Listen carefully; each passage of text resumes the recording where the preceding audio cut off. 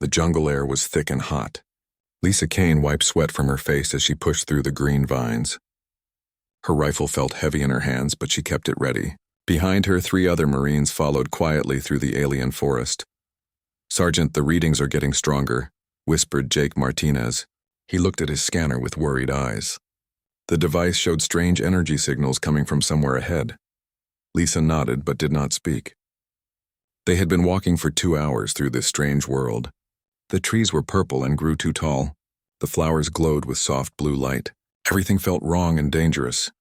"I don't like this place," said Amy Lou, the youngest member of their team. She was 19 and had never been on an alien world before. Her hands shook as she held her weapon. Tony Rodriguez, their bomb expert, made a joke to help Amy feel better. "At least the air smells like flowers instead of garbage." "That's better than the last planet we visited."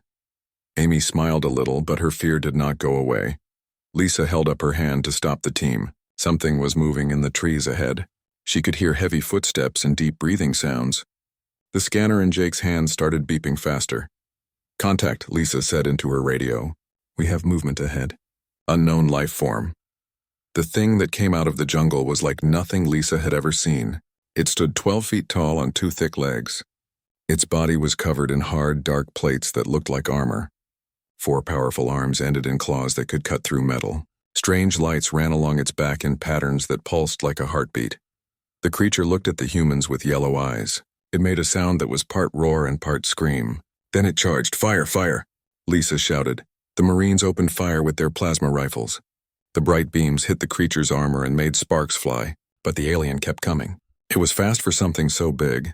Jake was the first to die. The creature's claws went through his chest before he could move away. Amy screamed as Jake's blood splashed on her face. She kept firing, but her shots went wide because she was scared.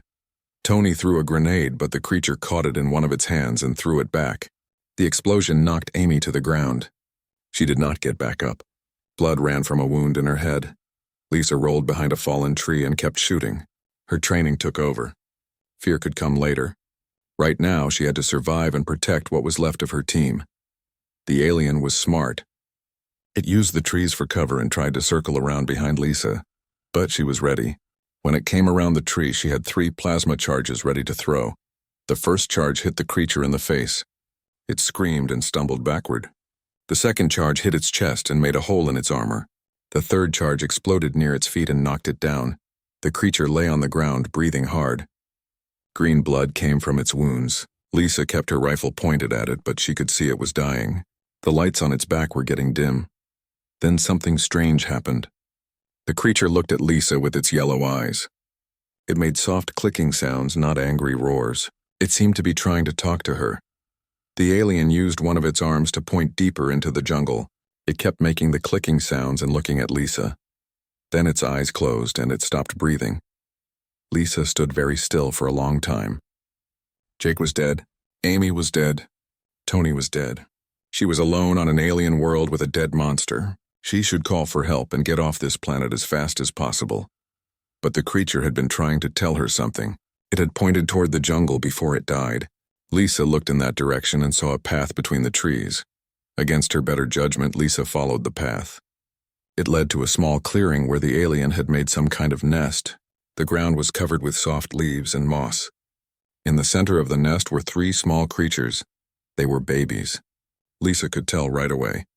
They looked like tiny versions of the big alien, but their armor was soft and their claws were small. They made small chirping sounds and looked at Lisa with big eyes. The baby aliens were scared and hungry. They crawled toward Lisa and made sad noises. One of them, the smallest one, reached out with a tiny hand and touched Lisa's boot. Lisa understood what had happened. The big creature was not a monster. It was a parent protecting its children. When the humans came too close to the nest, it attacked to keep its babies safe. She knelt down and looked at the 3 small aliens. They were beautiful in their own strange way. Their eyes were bright and curious. They did not seem dangerous at all. The biggest baby was already larger than the other 2. Lisa decided to call it Max. The middle one moved with quick, graceful steps. She called it Luna. The smallest one seemed very interested in Lisa's equipment and kept trying to touch her rifle. She called it Scout. Lisa knew what she should do. She should report the hostile alien contact and call for a bombing run. The military would destroy the nest and everything in it. That was the safe thing to do. But as she looked at the 3 babies, she remembered the way their parent had looked at her before it died. The creature had been trying to ask her for help. It wanted her to take care of its children. Lisa made a choice that would change everything. She picked up Scout, the smallest baby, and held it gently. It stopped crying and made a soft purring sound. "I'm sorry about your parent," she whispered, "but I won't let them hurt you." She called her base on the radio. "This is Sergeant Kane. The patrol encountered hostile wildlife. 3 Marines are dead. I am continuing the mission to gather intelligence on local threats." It was not exactly a lie, but it was not the truth either. Lisa looked at the 3 alien babies and wondered what she had gotten herself into. She had just promised to protect creatures that her own people would want to kill. The sun was getting low in the alien sky. Lisa gathered up Max, Luna, and Scout and started walking back toward her camp. She had a lot of thinking to do and a very big secret to keep. 6 months had passed since that terrible day in the jungle. Lisa Kane now lived in a small research station far from the main human base. The building sat on top of a hill surrounded by purple grass and strange flowers. Lisa told her commanders that she was studying the local animals. They believed her because she sent them reports every week about the wildlife. But Lisa was not studying wild animals. She was raising 3 alien children. Max, Luna, and Scout had grown fast in the past months. Max was now 4 feet tall and his armor plates were getting harder. Luna was smaller but moved like a dancer, quick and smooth. Scout was still the smallest, but he was also the smartest. He loved to watch Lisa use her tools and tried to copy everything she did. The 3 aliens followed Lisa everywhere. When she cooked food, they sat around her feet and watched. When she fixed broken equipment, they brought her tools with their small hands. At night, they slept in a pile next to her bed like puppies. Lisa had learned to understand their clicking and chirping sounds. Max made deep clicks when he was happy. Luna made soft trills when she wanted attention. Scout made complicated patterns of clicks and whistles that sounded almost like questions. They were learning human words too. Scout was the first to say Lisa clearly. Max learned to say food and yes and no. Luna learned to say pretty because she liked the colorful flowers around the station. The aliens ate the same food that Lisa ate, but they also hunted small creatures in the grass. They were very good hunters, even as children. They worked together like a team, just like their parent had probably taught them. Lisa knew she was taking a big risk. If anyone found out what she was doing, she would be in serious trouble. The military thought all aliens on this planet were dangerous enemies. They would not understand that Max, Luna, and Scout were just children who needed care and love. Everything changed when Dr. Kevin Park came to visit. Kevin was a scientist who studied alien life forms. He came to the research station once a month to bring supplies and check on Lisa's work. He was a kind man with gentle eyes and a quiet voice. Lisa liked him, but she had never told him her secret. On this visit, Kevin arrived earlier than usual. Lisa was outside teaching Scout how to use a scanner when she heard the sound of Kevin's vehicle coming up the hill. "Hide," she told the 3 aliens quickly. They had practiced this many times. Max, Luna, and Scout ran toward the rocks behind the station where they had made a hiding place. Kevin's vehicle stopped near the station. Lisa walked toward him with a smile, trying to act normal. But she was worried. Kevin was smart and noticed everything. "Hello, Lisa," Kevin said as he got out of his vehicle. "I brought those supplies you asked for. How is your research going?" "Very well," Lisa said. "I have learned many interesting things about the local wildlife." They walked toward the station together. Kevin carried a box of food and medical supplies. Lisa carried her scanner and tried not to look nervous. As they reached the door, Lisa heard a small sound from behind the rocks. It was Scout making his curious clicking noise. Kevin stopped walking and turned toward the sound. "What was that?" Kevin asked. "Probably just a small animal," Lisa said quickly. "There are many creatures that live in the rocks." Kevin looked at the rocks with interest. As a scientist, he was always excited to find new forms of life. He set down his box and walked toward the hiding place. "Kevin, don't," Lisa said, but it was too late. Scout saw Kevin coming and got scared. He ran out from behind the rocks, chirping in fear. Max and Luna came after him, trying to protect their smaller brother. Kevin stopped and stared. His mouth opened, but no words came out. He was looking at 3 alien children who were supposed to be deadly enemies. "Lisa," Kevin said slowly, "what have you done?" Lisa knew there was no point in lying now. I saved them, she said. Their parent died protecting them. I could not let them die too. Kevin looked from Lisa to the three aliens and back again. Max, Luna, and Scout huddled together, scared of this new human. Scout made small clicking sounds that Lisa knew meant he wanted her to come to him. It's okay, Lisa said softly to the aliens. She knelt down and held out her arms. Scout ran to her first, then Max and Luna.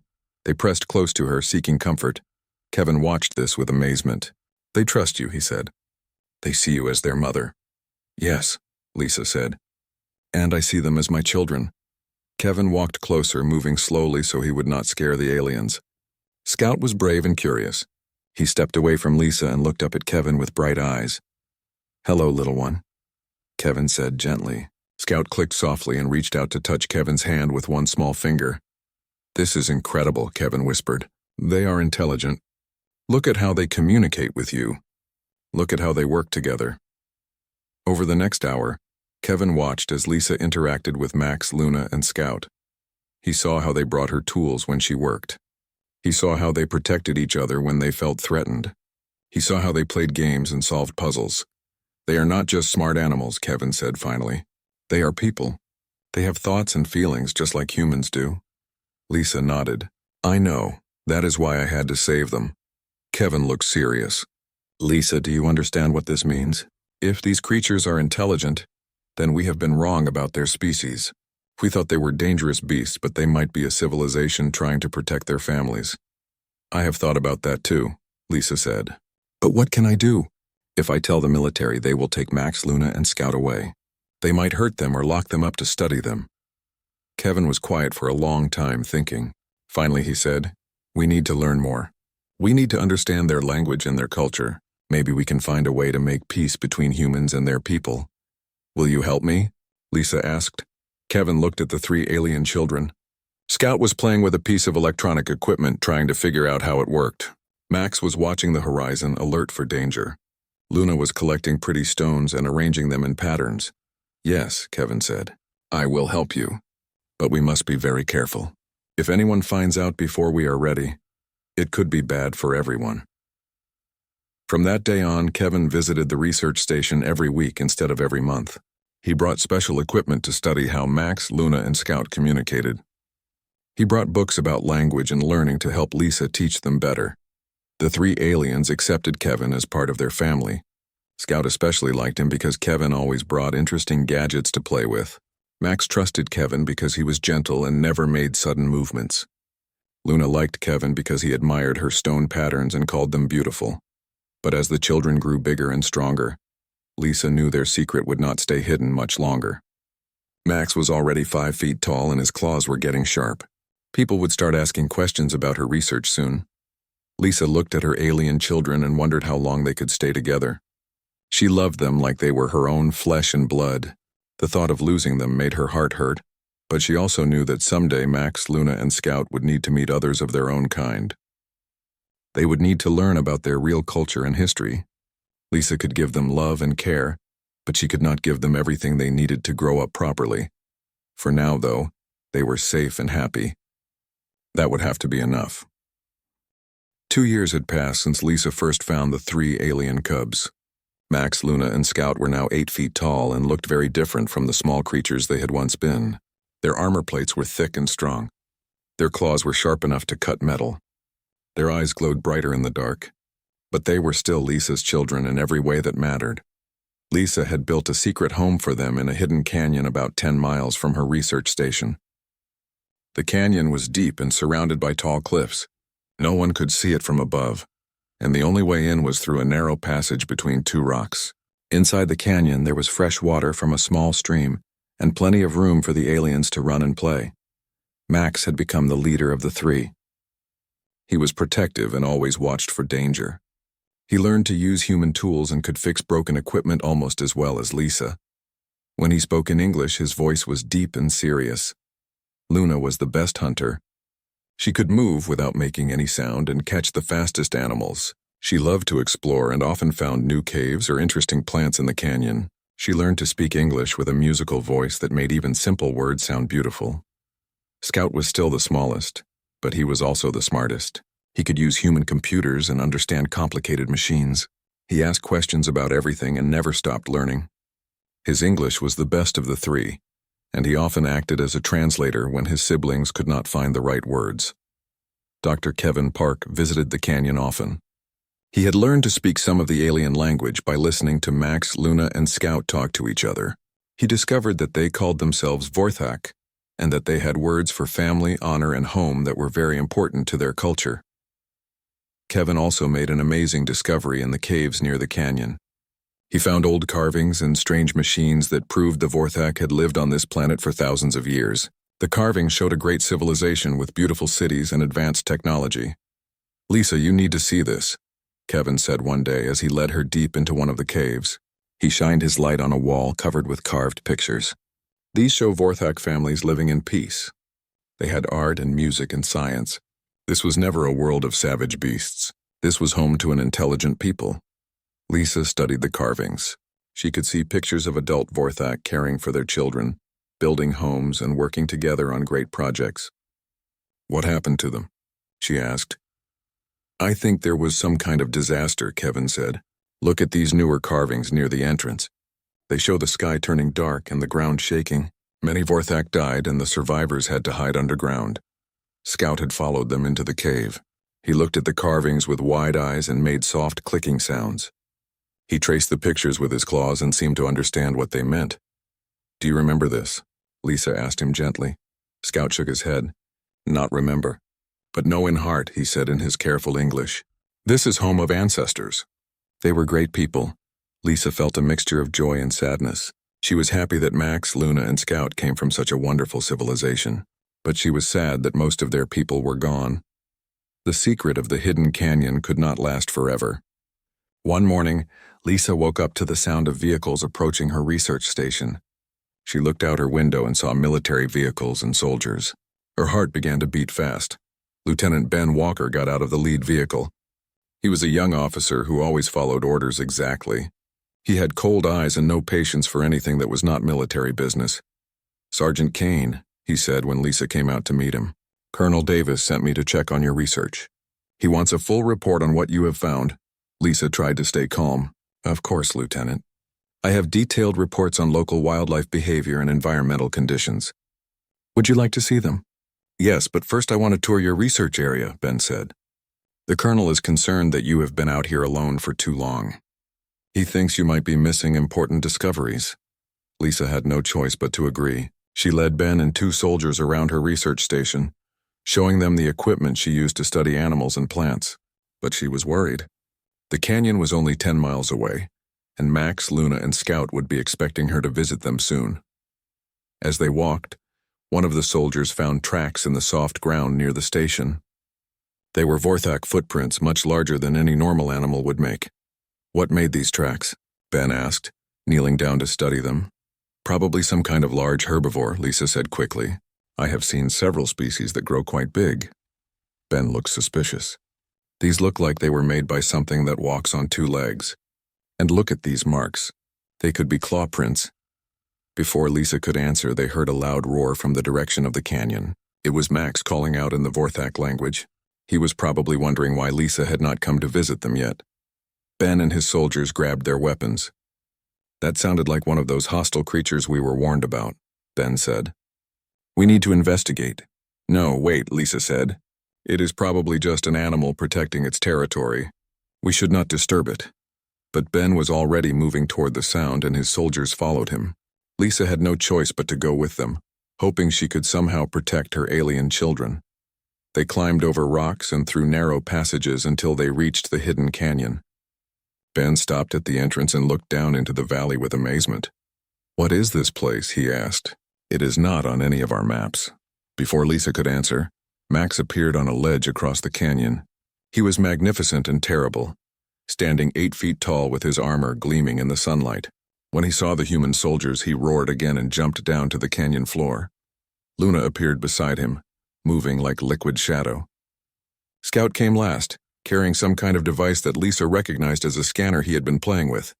"Contact. 3 hostiles in the canyon," Ben shouted into his radio. "Requesting immediate backup." "No," Lisa stepped between the soldiers and her alien children.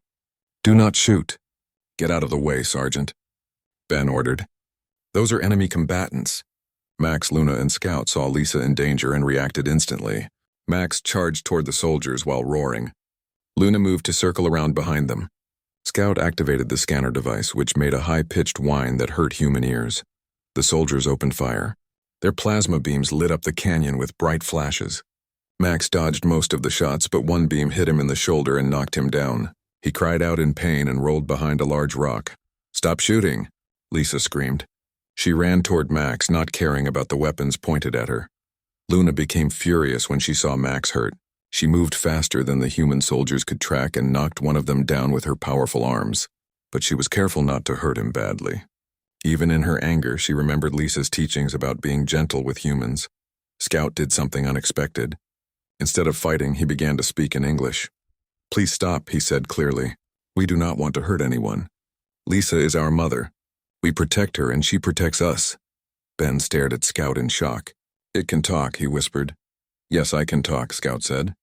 "My name is Scout. This is Max and Luna. We are Lisa's children. We live in peace." The shooting stopped. Everyone stood very still, trying to understand what was happening. Lisa knelt beside Max and checked his wound. It was not too serious, but it was bleeding. "You will be okay," she told him softly.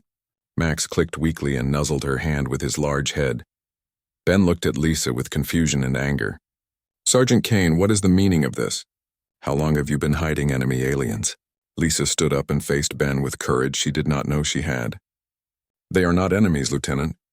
They are children. I've raised them since they were babies. They are intelligent and peaceful." "This is treason," Ben said. "You have been consorting with hostile alien forces. I have to arrest you and call for an orbital strike on this location." "If you hurt my children, you will have to kill me too," Lisa said firmly.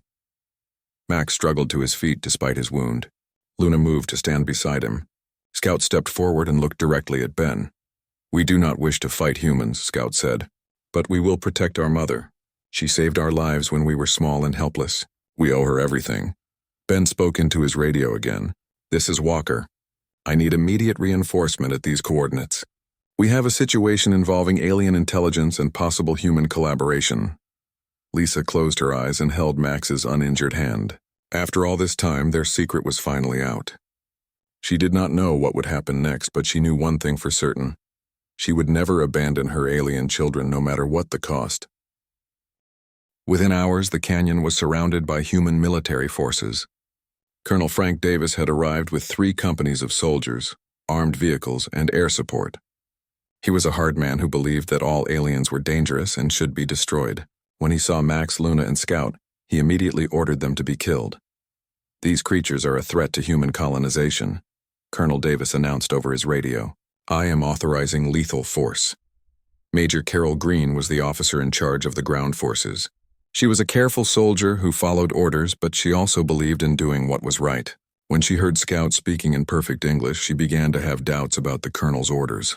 "Sir, the alien appears to be intelligent," Major Green said. "Perhaps we should study them before taking action." "Negative," Colonel Davis replied. "Intelligence makes them more dangerous, not less. Proceed with the attack." Lisa and her 3 alien children were trapped in the canyon with no way to escape. Max's wound was getting worse and he was losing blood. Luna paced back and forth like a caged animal, ready to fight but waiting for Lisa's command. Scout worked frantically on his scanner device, trying to find some way to call for help. Dr. Kevin Park had arrived with the military forces, but as a civilian scientist, he had no authority to stop what was happening. He found Lisa in the canyon and knelt beside her. "I brought medical supplies for Max," he said quietly. "But Lisa, there is something else you need to know. I found more caves with Vorthak carvings. The environmental disaster that nearly destroyed their civilization was caused by human terraforming equipment." Lisa looked up at Kevin with wide eyes. "What do you mean?" 20 years ago, the first human colony ships arrived here. They used massive machines to change the atmosphere and make the planet more suitable for human life. But those machines poisoned the air and water for the Vorthak. Most of their people died. The survivors had to hide underground to stay alive. Scout heard this conversation and translated it for Max and Luna in their own language. The 3 aliens looked at each other with understanding and sadness. Now they knew why their people had disappeared and why their parent had been so desperate to protect them. "We did not know," Lisa said. "The colonists did not know there was already an intelligent species living here." "That does not make it right," Kevin said. "Humanity destroyed their world without even trying to communicate first." Major Green's voice came over the radio, giving orders to her soldiers. "All units prepare to advance. We move in 5 minutes." Lisa looked at her alien children with desperation. Max was trying to be brave despite his pain. Luna had tears in her large eyes.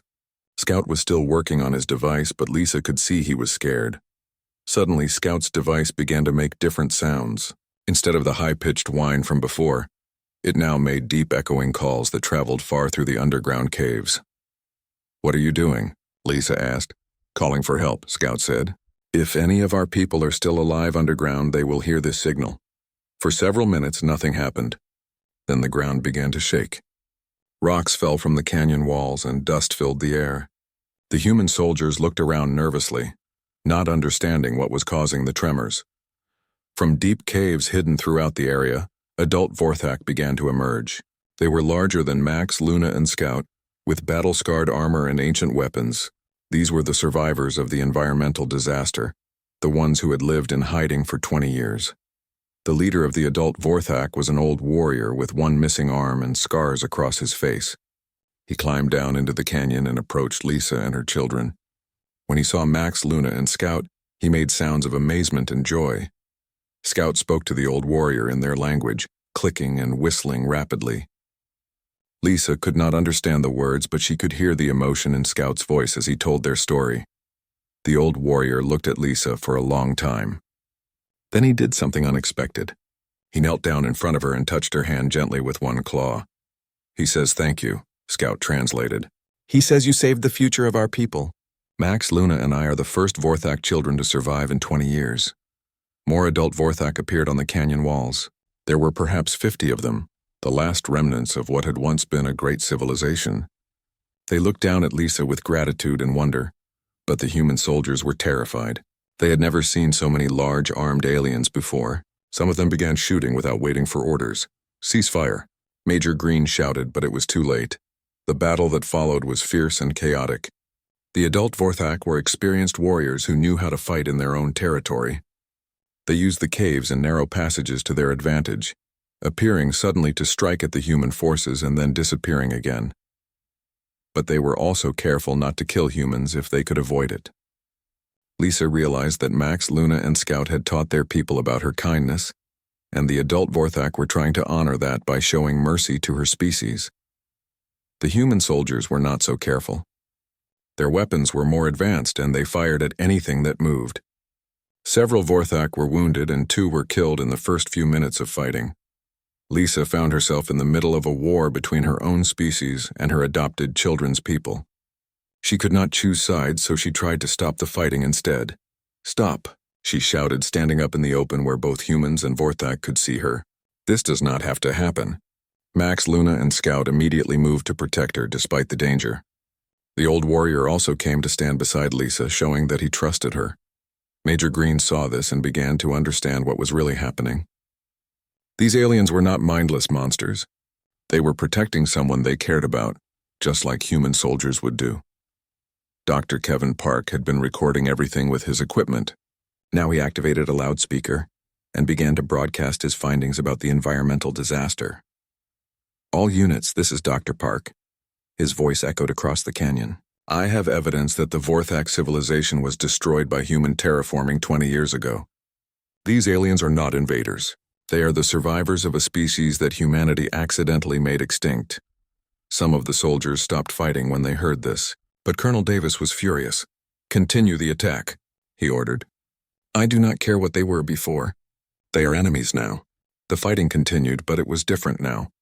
Some humans began to hesitate before shooting. Some Vorthak tried to communicate instead of attacking. Scout made a brave decision. Despite his fear, he climbed up on a high rock where everyone could see him. Then he began to speak in English, his voice carrying across the canyon.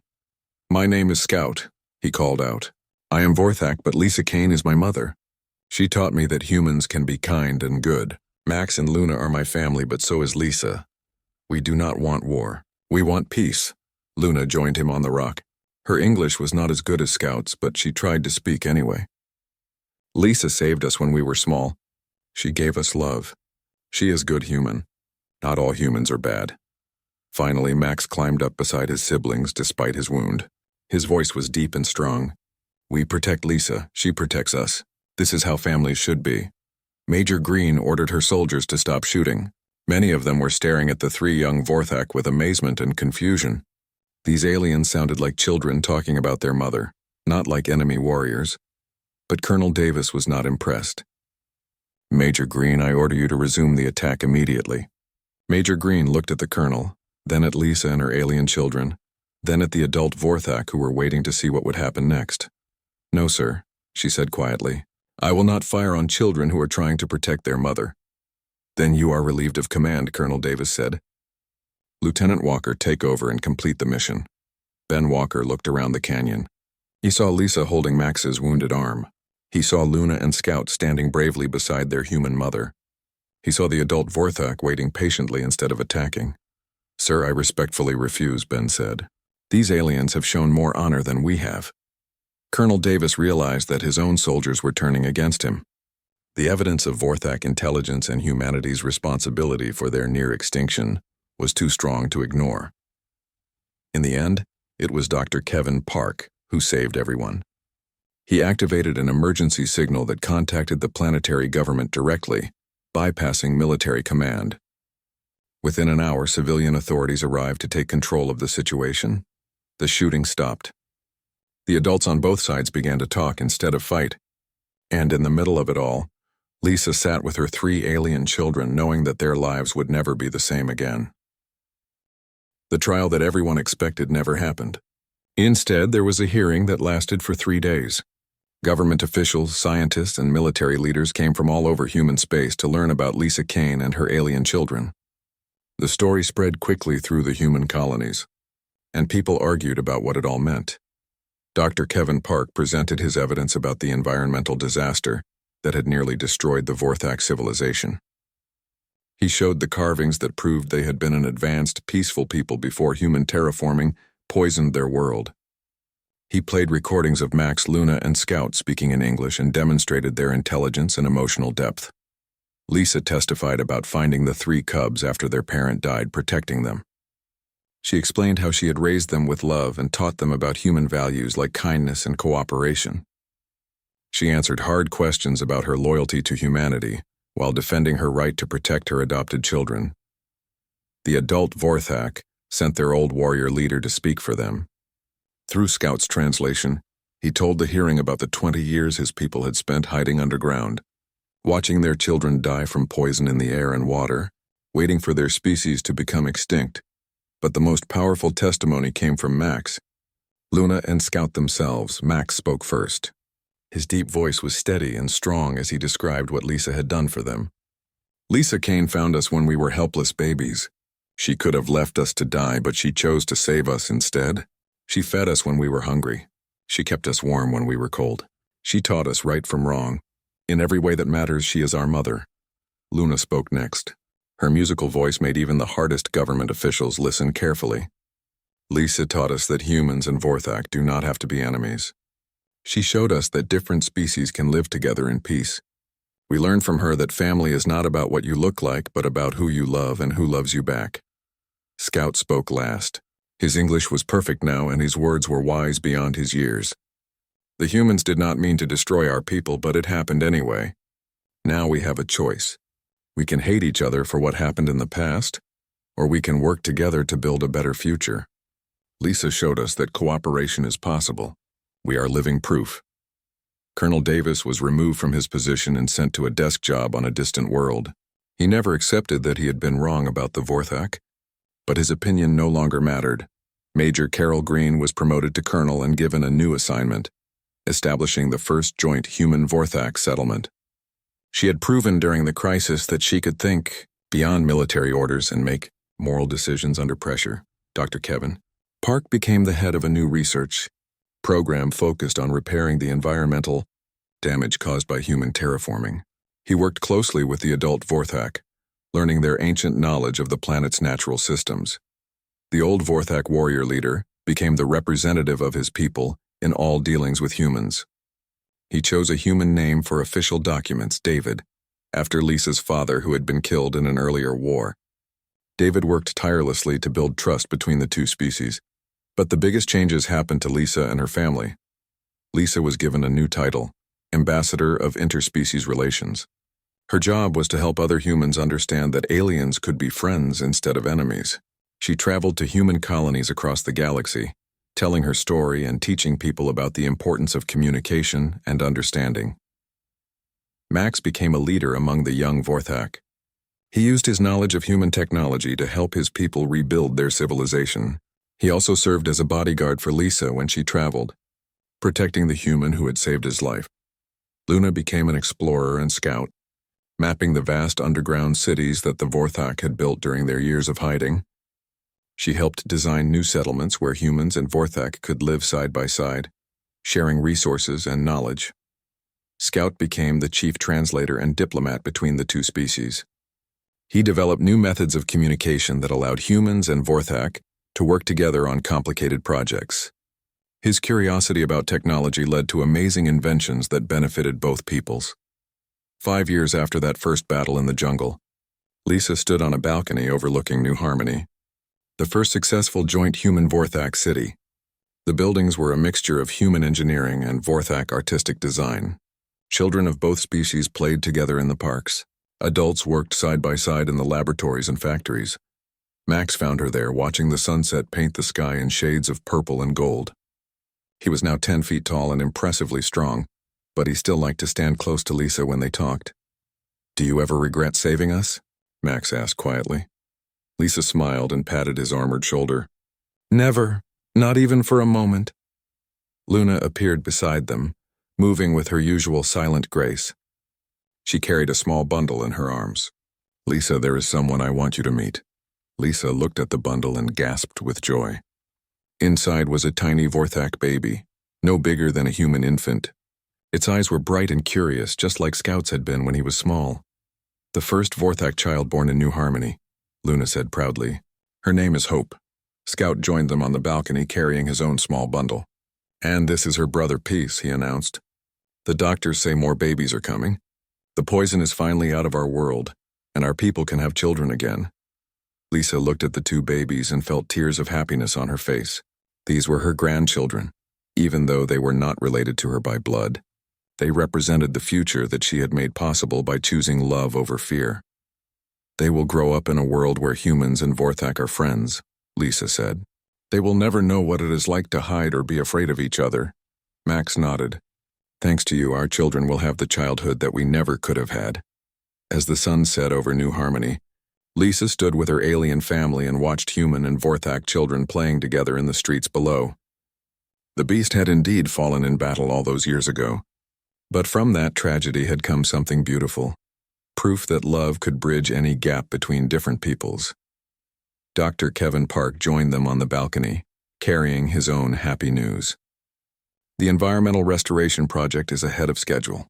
In another 10 years, this planet will be completely healed from the terraforming damage. Both species will be able to live here naturally." David, the old Vorthak warrior, came up the stairs slowly. Age was making him weak, but his spirit was still strong. "The young ones are learning fast," he said through Scout's translation. "Soon they will not need the old warriors like me to guide them." "We will always need your wisdom," Lisa said respectfully. "You kept your people alive through the darkest times. That took incredible courage." David clicked softly in the Vorthak way of showing gratitude. "And you gave us hope for the future. Your courage was greater than mine." As night fell over New Harmony, the mixed families went inside to share dinner together. The babies were passed from human arms to Vorthak claws and back again, accepted and loved by everyone. Lisa looked around the dinner table at her strange, wonderful family. Max was explaining human engineering to young Vorthak students. Luna was teaching human children how to move silently through the forest. Scout was working with Dr. Park on plans for the next joint settlement. The beast that had fallen in battle to protect its cubs had probably never imagined that its death would lead to peace between two species. But in choosing to save those 3 small lives, Lisa had changed the course of history. She had proven that the greatest strength of humanity was not in its weapons or technology, but in its capacity for compassion. Sometimes the most important battles were not fought with guns or bombs, but with kindness and understanding. The cubs she had raised as her own were now raising cubs of their own, and the cycle of love and protection continued. In a galaxy full of conflict and fear, New Harmony stood as a beacon of hope, showing that different peoples could indeed become one family. Lisa Kane, the human who had raised alien children as her own, had become a mother to two species and a symbol of what the universe could be when love conquered fear.